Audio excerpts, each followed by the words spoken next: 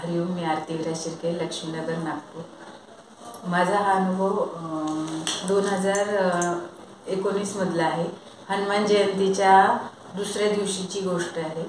आमच्या इथं वास्तूक होतं, तर आम्ही सगळेजण रात्री 2-2:30 वाजले होते, म्हणजे 3 वाजले असतील जवळपास, तेव्हा आम्ही आमच्या म्हणजे वास्तूक होतं त्या घरातून ज्या घरी राहत होतो त्या घरी चाललो होतो.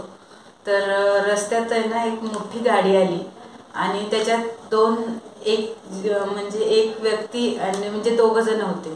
तर त्यांनी गाडी थांबवली, मला विचारलं की तुमचं घर आहे, इथं काय मंदिर आहे का, इथं काही चालू आहे का? तर आम्ही त्यांना सांगितलं नाही, हा मंदिर नाही आहे, आमचं घर आहे आणि आमच्या घराचं वास्तूक होतं म्हटलं.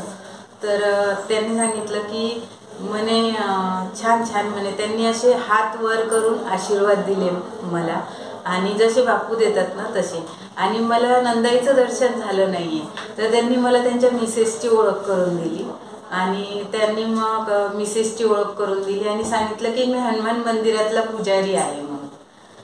तर मग मी सगळेजण होतो आम्ही, पण मी आणि माझी मुलगी मागे होतो. तर ते फक्त आमच्याशीच बोलले आणि त्यांनी आम्हाला खूप सारे आशीर्वाद दिले, आमच्याशी एवढं बोलले आणि समोर गेले. मग नंतर घरी गेलो, तर घरी गेल्यावर मग आमच्या लक्षात आलं की नाही, बापू अशा वर हात करून आशीर्वाद देतात, त्यांनी कसे एवढे वर.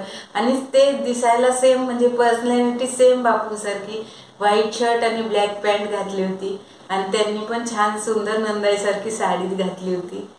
आणि म्हणजे बापूच होते ते. आम्हाला ते तेव्हा म्हणजे आपल्याला तेव्हा कळत नाही ना, जेव्हा म्हणजे आपण. तरी मी त्यांना हरिओम अंबज्ञ म्हटलं आणि घरी आली.